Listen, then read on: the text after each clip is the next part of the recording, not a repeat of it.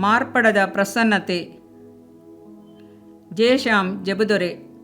ಅಧ್ಯಾಯ 10. ಎಲ್ಲಿ ನಾನು ಇರುತ್ತೇನೋ ಅಲ್ಲಿ ನನ್ನ ಸೇವಕನು ಸಹ ಇರುವನು. ಯೆಹೋವ 12:26. ಕ್ರಿಸ್ತನು ತನ್ನ ಸೇವಕರಿಗೆ ಕೊಡುವ ದೊಡ್ಡ ಆಶೀರ್ವಾದವೆಂದರೆ ಒಂದು ಆತನ ಮಾರ್ಪಡದ ಪ್ರಸನ್ನತೆ. ಕರ್ತನಿರುವ ಸ್ಥಳದಲ್ಲಿ ಆತನ ಸೇವಕನು ಇರುತ್ತಾನೆ, ಸೇವಕನೊಂದಿಗೆ ಕರ್ತನೂ ಇರುತ್ತಾನೆ. ಅಂದು ತನ್ನ ಸೇವೆ ಮಾಡಿದ ಶಿಷ್ಯರ ಜೊತೆಯಿದ್ದು ಅದ್ಭುತಗಳಿಂದಲೂ ಸೂಚಕ ಕಾರ್ಯಗಳಿಂದಲೂ ವಾಕ್ಯಗಳನ್ನು ದೃಢಪಡಿಸಿದ ಹಾಗೆ ಈಗಲೂ ತನ್ನ ಸೇವೆ ಮಾಡುವ ಒಬ್ಬೊಬ್ಬ ದೇವ ಸೇವಕರೊಂದಿಗೂ ಇರುವಂತೆ ಆತನ ಪ್ರಸನ್ನತೆಯು ಮಾರ್ಪಡದ ಪ್ರಸನ್ನತೆಯಾಗಿದೆ. ಇಸ್ರಾಯೇಲರು ಸೆರೆ ಹಿಡಿಯಲ್ಪಟ್ಟು ಬಾಬಿಲೋನಿಗೆ ಹೋದರು. ಕರ್ತನ ಪ್ರಸನ್ನತೆ ಅಲ್ಲಿಗೆ ಬಂದಿತಾ?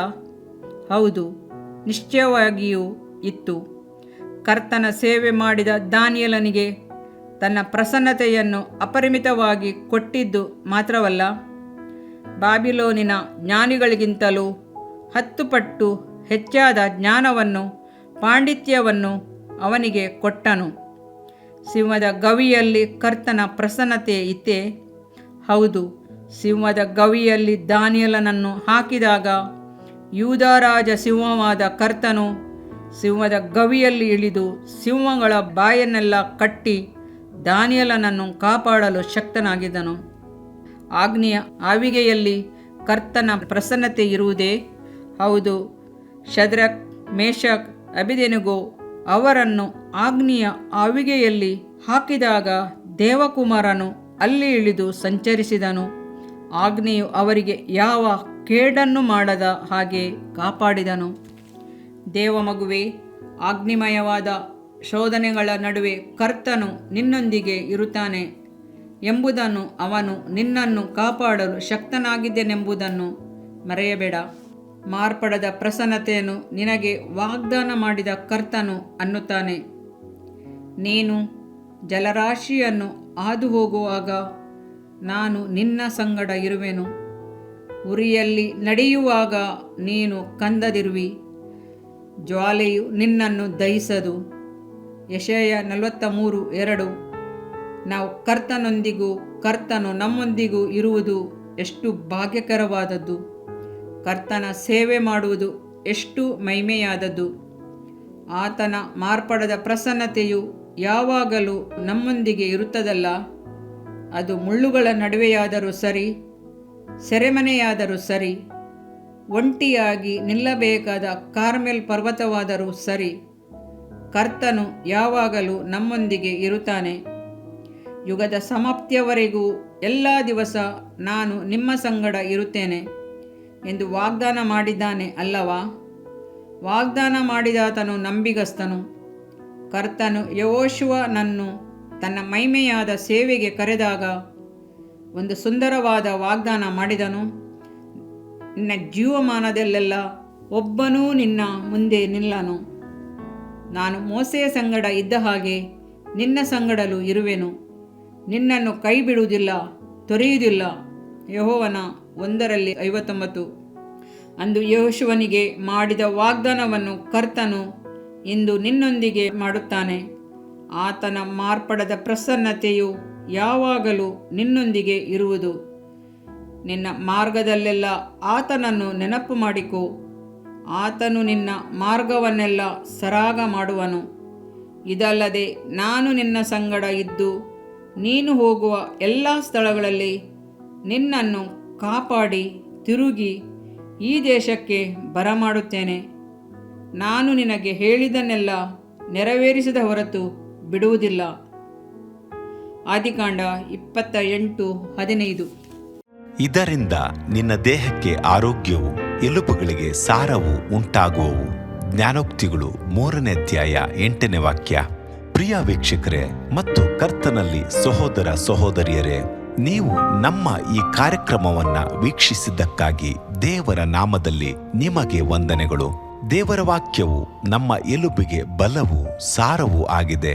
ಎಂದು ಸತ್ಯವೇದವು ಹೇಳುವಂತೆ ಈ ಕಾರ್ಯಕ್ರಮವು ನಿಮಗೆ ಆಶೀರ್ವಾದಕರವಾಗಿದೆ ಎಂದು ನಂಬುತ್ತೇವೆ. ಪ್ರಿಯ ವೀಕ್ಷಕರೇ, ನಮ್ಮ ಈ ಸೇವೆಗಾಗಿ ಪ್ರಾರ್ಥಿಸಿರಿ ಮತ್ತು ಎಲ್ಲಾ ಕಾರ್ಯಕ್ರಮಗಳನ್ನ ಇತರರೊಂದಿಗೆ ಶೇರ್ ಮಾಡಿರಿ.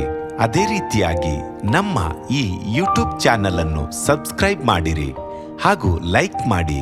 ನಿಮ್ಮ ಅನಿಸಿಕೆಗಳನ್ನು ಕಮೆಂಟ್ ಬಾಕ್ಸ್ನಲ್ಲಿ ನಮಗೆ ತಿಳಿಯಪಡಿಸಿ.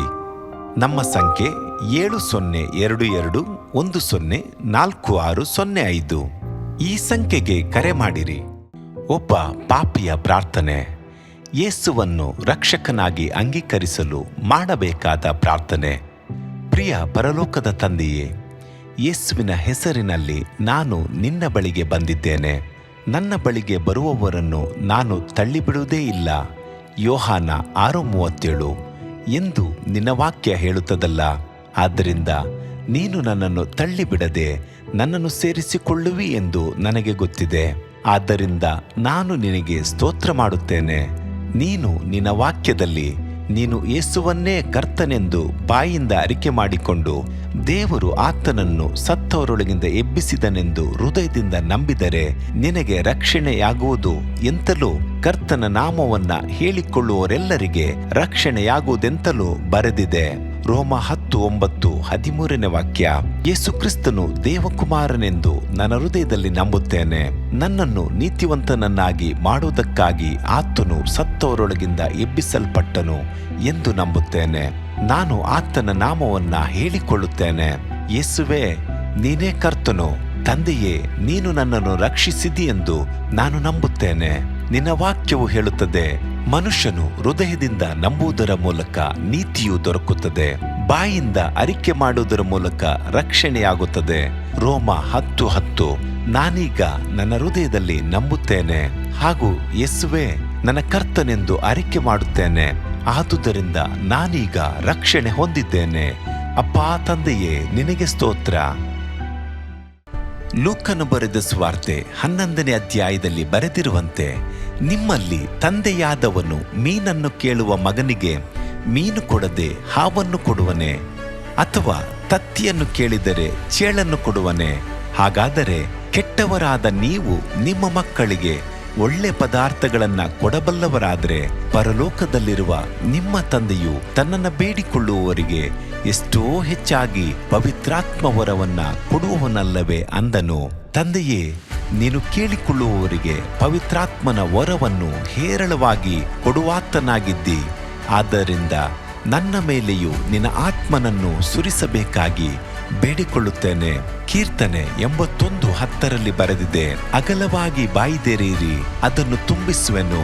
ಕರ್ತನೇ, ನನ್ನನ್ನು ಪವಿತ್ರಾತ್ಮನಿಂದ ತುಂಬಿದಂತ ನೀನು ನನ್ನನ್ನು ಅನ್ಯ ಭಾಷೆಯ ವರದಿಂದಲೂ ತುಂಬುವವನಾಗಿದ್ದಿ ಎಂದು ನಂಬುತ್ತೇನೆ. ಅದರಂತೆ ನಾನು ನನ್ನ ಬಾಯಿಯನ್ನು ತೆರೆದು ನಿನ್ನ ಸ್ತೋತ್ರ ಮಾಡುವಾಗ ಅನ್ಯ ಭಾಷೆಯ ಅಭಿಷೇಕದಿಂದ ನನ್ನನ್ನು ತುಂಬುವವನಾಗಿದ್ದಿ ಎಂದು ನಂಬುತ್ತೇನೆ. ಈಗ ನೀವು ನಿಮ್ಮ ಬಾಯಿಯನ್ನು ತೆರೆದು ಮಾತನಾಡುವಾಗ ಪವಿತ್ರಾತ್ಮನು ನಿಮ್ಮ ಬಾಯಿಯನ್ನು ತನ್ನ ಭಾಷೆಯಿಂದ ತುಂಬುವವನಾಗಿದ್ದಾನೆ. ಇದು ದೇವರ ಭಾಷೆಯಾಗಿದೆ. ಈ ಅಭಿಷೇಕವನ್ನ ಹೊಂದಿಕೊಳ್ಳಲು ನೀವು ನಿಮ್ಮ ಸ್ವರವನ್ನ ಉಪಯೋಗಿಸಬೇಕು. ಅದರಿಂದ ನೀವು ನಿಮ್ಮ ಬಾಯನ್ನು ತೆರೆದು ದೇವರಿಗೆ ಸ್ತೋತ್ರ ಮಾಡುವಾಗ ದೇವರು ನಿಮ್ಮನ್ನು ಅನ್ಯ ಭಾಷೆಯ ವರದಿಂದ ತುಂಬುವವನಾಗಿದ್ದಾನೆ. ಪ್ರಿಯರೇ, ಈಗ ನೀವು ಪವಿತ್ರಾತ್ಮನಿಂದ ತುಂಬಲ್ಪಟ್ಟ ಆತನ ಪ್ರಿಯ ಮಕ್ಕಳಾಗಿದ್ದೀರಿ. ದೇವರ ನಾಮಕ್ಕೆ ಸ್ತೋತ್ರವಾಗಲಿ.